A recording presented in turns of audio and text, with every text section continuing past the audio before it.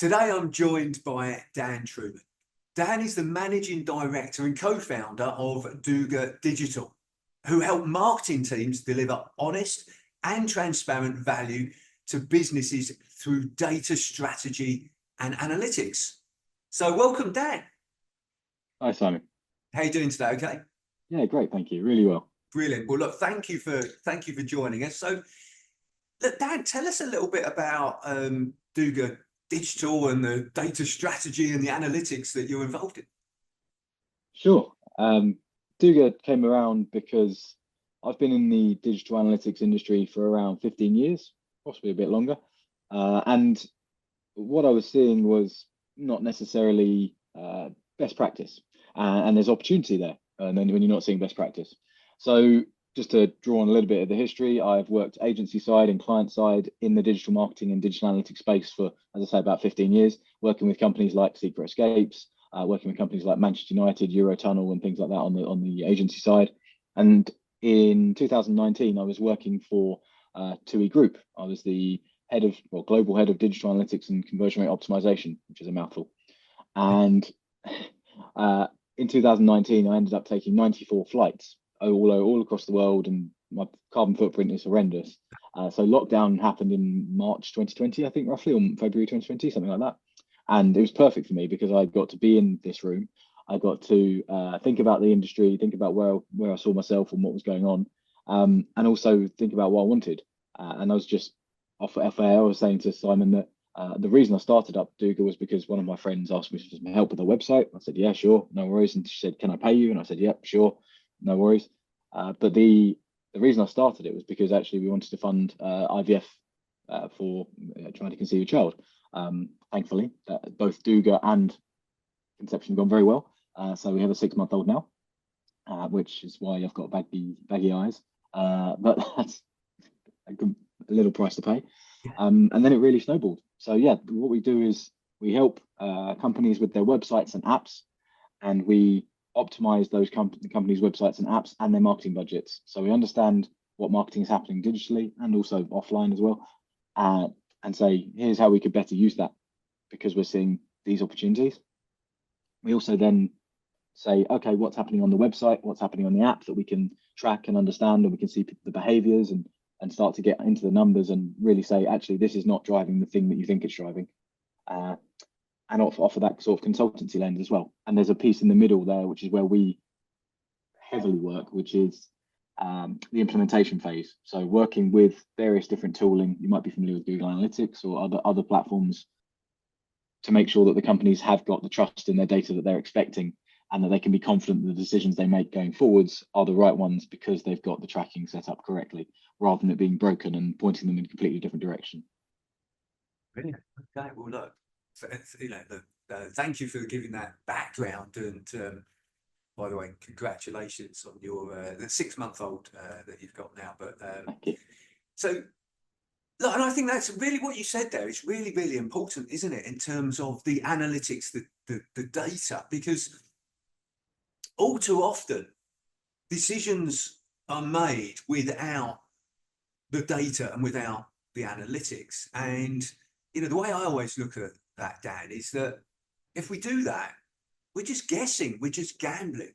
But from what I understand, you're collating that sort of that data, that analytics, so that people can make informed decisions about what to do, what actions to take. Have I understood that correctly? Exactly that, yeah. So I mean, I think there's still value and a place for gut feel, and people, the businesses we work with, they know their businesses inside out. They know them better than us. So I understand that there's definitely a gut feel angle. I've worked in this industry for 30 years or 40 years, or however long it's been. They understand the mechanics of it.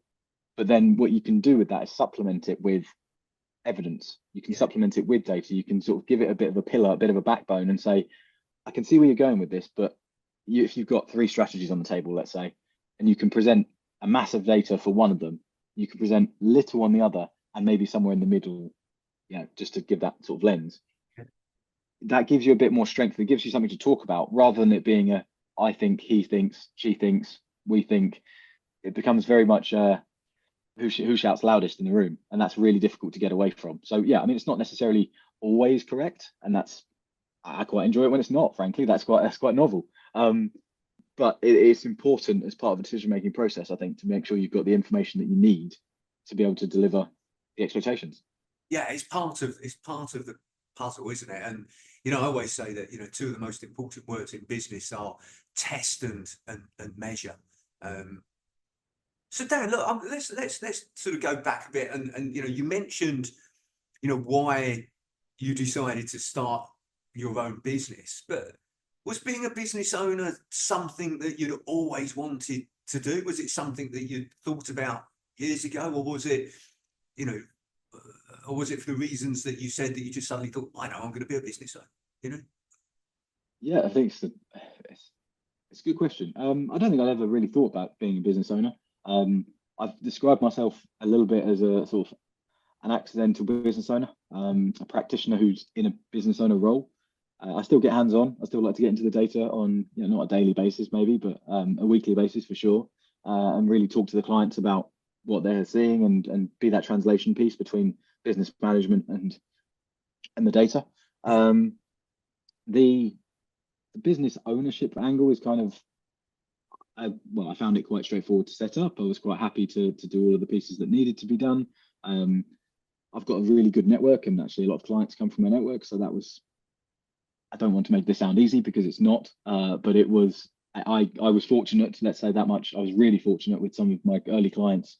And then I effectively landed a whale client, if I can call it that, which basically meant that I could not do this as a side business. It's just where I started, because I was taking the time I was on flights or in taxis or in meetings before, or waking up at 4 o'clock in the morning to get a flight at whatever time and be in the office for 9. I was taking those 5 hours, and I was taking the 5 hours at the end to work on the business. So I don't think it was necessarily a dream to have a business or anything like that. But I think as I've learned, and it's now, what are we, 3.5 years old, maybe nearly 4 in February. It kind of becomes part of you, and you kind of end up just sort of doing it as you rather than as the business in some cases. And then that was the first probably couple of years. And then when I've brought on my staff, it's more around, okay, now we have to become a business. We have to become a collective. But yeah, it's not necessarily something I sort of dreamt of. I guess it's those sort of transitions, because there's something I call the entrepreneurial ladder, and we start off being an employee, then we might move to being a sole trader, which is what you've just sort of described, and then you move to being a manager in managing your team, employing a team and managing a team. And each one of those takes different sort of skills and different learnings that we need. So you mentioned there that it's been relatively sort of straightforward the way that it's sort of grown, but what would you say is the biggest challenge that you've faced being a business owner? I think client churn. So like any agency business, like any B2B business, really, you will have larger size clients, you have smaller size clients, you'll have ones that take more of your time versus ones that take less of your time. Those are not always proportionate. And that's a challenge to try and wrangle that on a monthly basis, or however long your billing cycles are. It's in our case, it's been a question of the balance between project-based work and making sure that's billable and profitable and all the things that come with that, as well as making sure that we've got retained clients who we can bill each month and make sure we've got cash flow.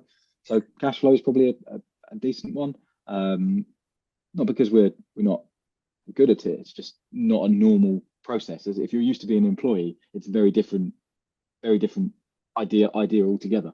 And yeah, the process of exiting contracts as well. So how do you wrap things up? How do you neatly tie off the end of contracts? Because we're very good at doing the things. And as I said, this is kind of probably as a result of being an accidental business owner. It's because in an employment, you don't have an end to things. You just sort of carry on. You come in the next day or the next week and you keep going with what you were doing. So it's very much needing to find a way of neatly saying, this is the end of this contract. We now need to move on to a different phase of work, or we need to have another contract, or we need to have another discussion, or whatever that looks like. And that takes time and practice, and you can't really practice it quickly when you're working B2B. Yeah, no, absolutely. Yeah, it's that. And I guess what you've described there, the difference between being an employee and an employer, it's there's a different sort of thought process to that. With being an employee, mostly with an employee, you get your paycheck at the end of the month, don't you? And that just carries on. But being a business owner, you've got to constantly find those, that new business, or somehow work out how to retain that business going forward. And so how what have you done to overcome that challenge of, those things that you've described now, in terms of the client churn, and also, the cash flow, and then you mentioned there that transition as well. What have you done to address that? I think so. Those three things: the client churn, the cash flow, and the transition. The transition has kind of become a bit organic based on the other two. So if I've got enough clients, and if we've got enough work coming in, we can transition, and we can continue to scale, sensibly as we go through. We can build strategically, rather than hiring in and then assuming clients will come, which is dangerous. So the client churn piece, actually, what we did was I sat down and I effectively made a list of the products that we sell to every client. Now, they might be slightly different, and we get really close to the client to know what they need. But as I've mentioned at the start, the vast majority of our work is websites and apps, and we're optimizing on-site or off-site, or on-app or off-app. And we have a bunch of products, 11 different products that we call our client ladder, and they're effectively a tiering system. So not every client needs all 11 products, and they might skip to number 10 because they're really mature, and that's really cool. Or they might need everything because they're growing from the ground up, and this is where they want to start, which is awesome. So it's that kind of process that we have a really clear and open conversation with client objectives, our potential product list for them, and then we go together and say, okay, do we need to do this over a longer period of time? So that could be a 6-month or a 12-month contract, or do we need to do this in a 6-week sprint? Do we need to do this in an 8-week sprint? That might be a condensed project. With convenience fees or everything else like that. So it's how do we want to manage this, and that's the basis of that client churn piece, and also then that kind of solves some of the cash flow piece as well by making sure that we've got clear defined payment terms with all of our clients. We can be pretty prescriptive and pretty easy to forecast what that cash flow looks like and how we balance over the year. Oh, I like what you sort of described there, what I've understood from you, what you've described there, is that whole actually looking at the products that you offer and understanding what it is that the client needs, and how those things match. Okay, what is it you need? What products do we offer? How can our products and services help that particular client, and move them through your processes as well? Yeah, exactly that. And the other part of our strategy, I guess, within part of the transition, and also just part of the digital industry, which you or viewers might not be familiar with, is the need to partner with vendors. So we became a Google partner, and made sure that we were certified on their products that we offer. We partner with a number of other tools to make sure that we have best in practice, best in class and best practice offerings for them, so that we're getting them onto the solutions that will hold them for a long time, but also so that we've got a clear understanding of what's available in the market. We can keep having conversations with vendors and make sure that we're getting the best possible advice, and we stay sort of, I know what another way of saying this, but stay top of the game, i.e. we're going to clients, and that's another thing, I guess, in terms of the cash flow piece, is making sure we've now got a business development strategy. We've got a lead generation. We know how to approach potential clients. We know we've got this product set, but we've also got an identification method to say to potential clients, we can see that you need help with these things, even if you don't know that within your company yet.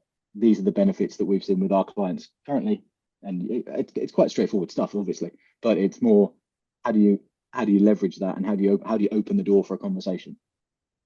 Yeah, and I think that's that's quite often one of the things that we can forget as business owners. We could be great at what we do, but actually, if we're not great at explaining that, positioning that with potential clients, which is the marketing part and the sales part, then actually they don't get to find out how good we are at what we actually do. So it's absolutely key to have those sort of things in place. Right, okay, how do we communicate to our target audience? Well, first of all, working out who the target audience is, but how do we communicate them to get them interested in what we do? So they raise their hand and say, look, I'd like to find out more about what you do, and because it sounds really interesting.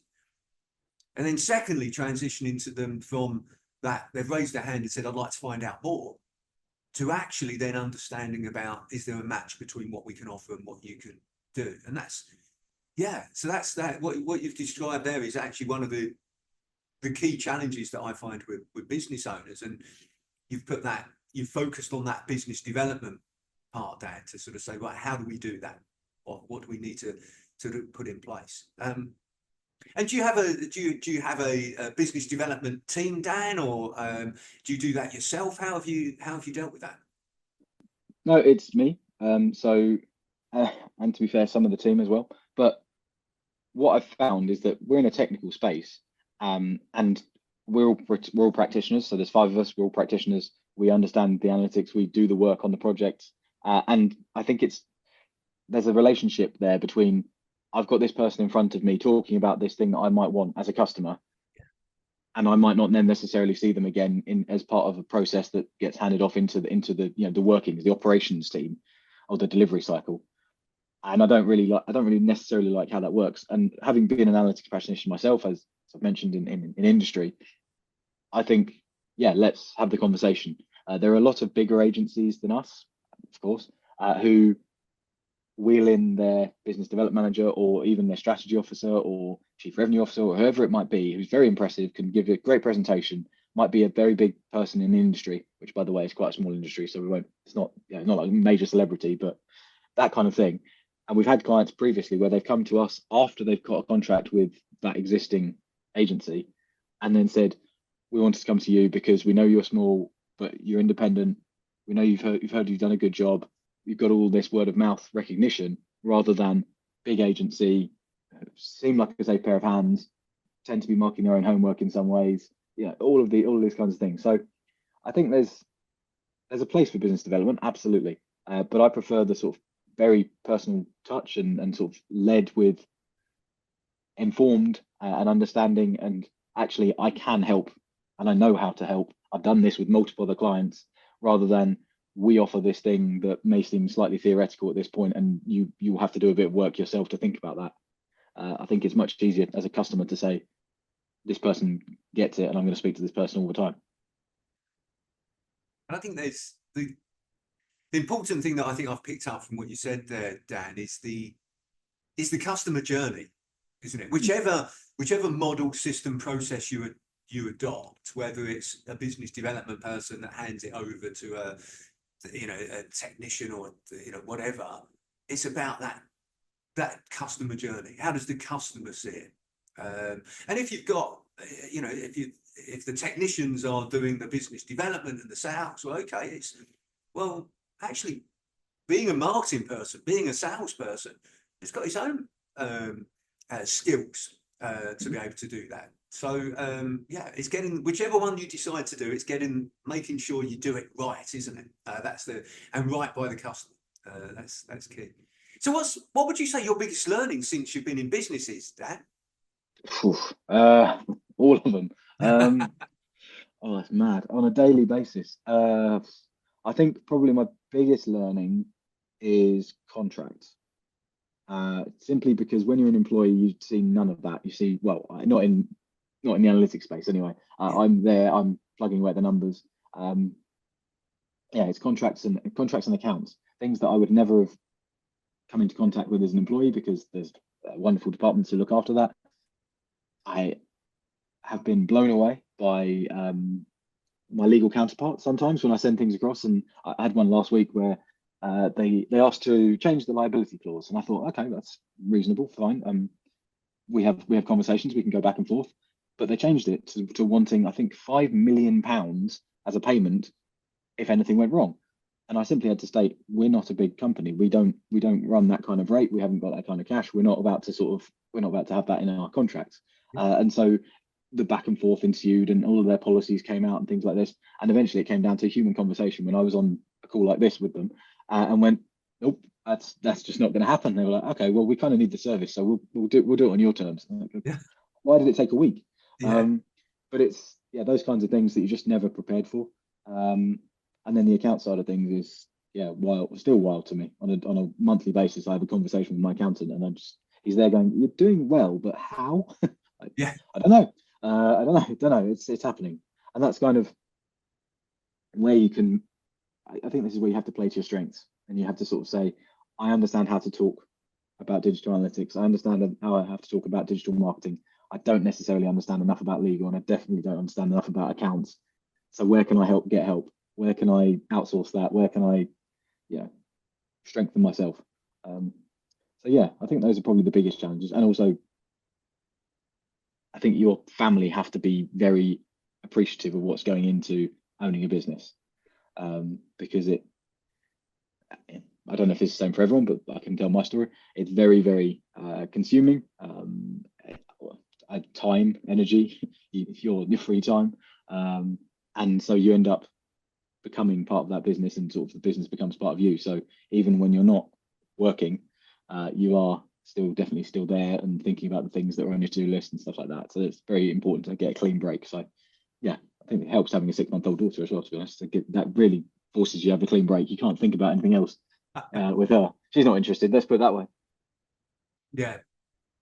No, I think, again, you mentioned a couple of really important things there. One is that we can't be good at everything, so we have to surround ourselves with great people. Because when you're a business owner, it's not just, as I mentioned earlier, it's not just about being good at the thing that you do, being a good plumber, being a good electrician, being a great business coach, whatever it may be.